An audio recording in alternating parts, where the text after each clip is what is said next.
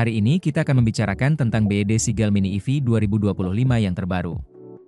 Di beberapa negara, mobil ini juga dikenal sebagai BYD Dolphin Mini. Namun, perlu diluruskan bahwa mobil yang saya tunjukkan kali ini adalah Seagull, bukan Dolphin. Model yang saya tampilkan ini adalah varian terbaru, yaitu Smart Driving Edition, yang hadir dengan beberapa pembaruan dari sisi desain dan fitur.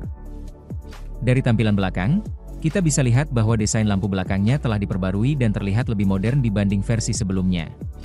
Selain itu, mobil ini sudah dilengkapi kamera 360 derajat di bagian depan, yang sangat membantu untuk parkir di area sempit.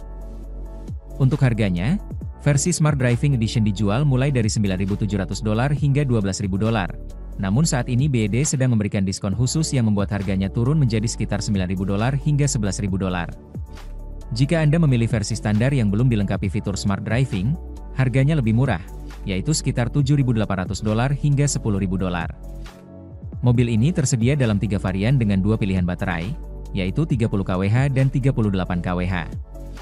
Jarak tempuh berdasarkan standar CLTC adalah 305 km untuk baterai kecil dan 405 km untuk baterai besar. Cukup mengesankan untuk sebuah city car berukuran mini seperti ini. Lanjut ke bagian eksterior. Di belakang, kita bisa lihat ada spoiler, logo BYD, serta kamera 360 derajat. Mobil ini juga dilengkapi dengan banyak sensor parkir. Karena ini adalah mobil listrik sepenuhnya, tentu tidak ada knalpot. Perlu diketahui juga bahwa Seagull merupakan salah satu mobil listrik mini terlaris di pasar Tiongkok saat ini. Untuk ruang bagasi, kapasitas maksimalnya mencapai 930 liter jika kursi baris kedua dilipat rata. Dalam kondisi normal, tanpa melipat kursi belakang, kapasitasnya sekitar 180-200 liter. Versi yang saya tampilkan ini masih menggunakan penutup bagasi manual. Jadi jika Anda ingin yang sudah hidrolik, Anda harus memilih varian yang lebih tinggi. Di bagian depan, mobil ini memiliki 2 port pengisian daya, pengisian lambat yang membutuhkan waktu sekitar 4 jam untuk mengisi hingga 80%, dan pengisian cepat yang hanya butuh sekitar 30 menit untuk kapasitas serupa. Ini memberikan fleksibilitas dalam hal pengisian baterai sesuai kebutuhan harian. Masuk ke dalam interior, meskipun ini adalah versi dasar, tampilannya jauh lebih baik dari versi sebelumnya. Jika Anda menginginkan fitur-fitur tambahan seperti atap kaca, Anda bisa memilih varian yang lebih tinggi, yang harganya tetap terjangkau dan tidak melebihi $12.000 di pasar Tiongkok.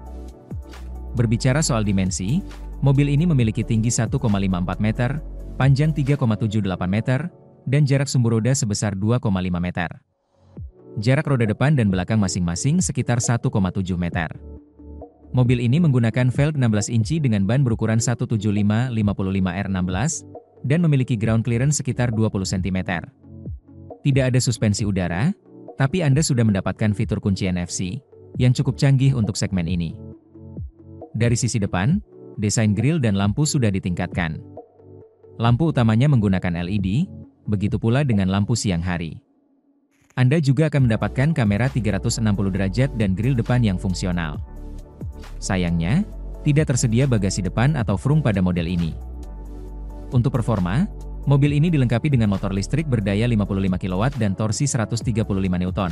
Kecepatan maksimum adalah 130 km per jam, dan akselerasi dari 0-50 km/jam dapat dicapai dalam waktu 4,9 detik.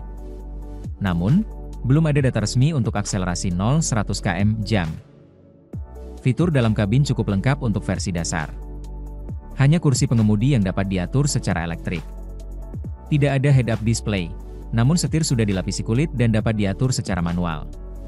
Untuk varian Smart Driving Edition, Anda juga akan mendapatkan fitur bantuan parkir otomatis serta pengemudian otomatis dari BYD, menjadikannya pilihan yang sangat layak jika Anda membeli model ini di tahun 2025 atau nanti.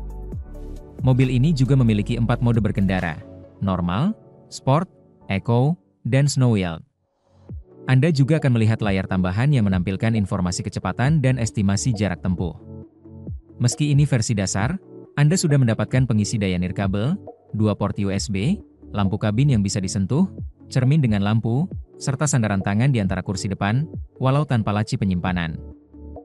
Di baris kedua, tinggi saya sekitar 187 cm dan saya masih mendapatkan ruang kaki dan kepala yang cukup memadai. Kursi depan dapat digeser sedikit ke depan untuk memberi lebih banyak ruang.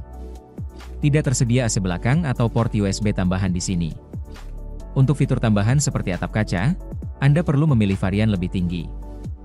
Kesimpulannya, jika Anda ingin membeli BYD Seagull, saya sangat menyarankan untuk memilih versi Smart Driving Edition.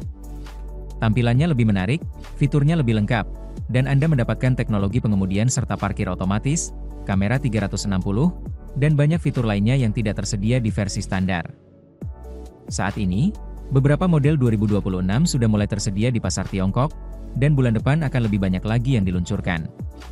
Kalau kamu sedang mempertimbangkan mobil listrik pertama, atau tertarik dengan dunia otomotif masa depan, tulis pendapatmu di kolom komentar. Jangan lupa subscribe agar tidak ketinggalan review terbaru. Terima kasih sudah mendukung, dan sampai jumpa di video selanjutnya.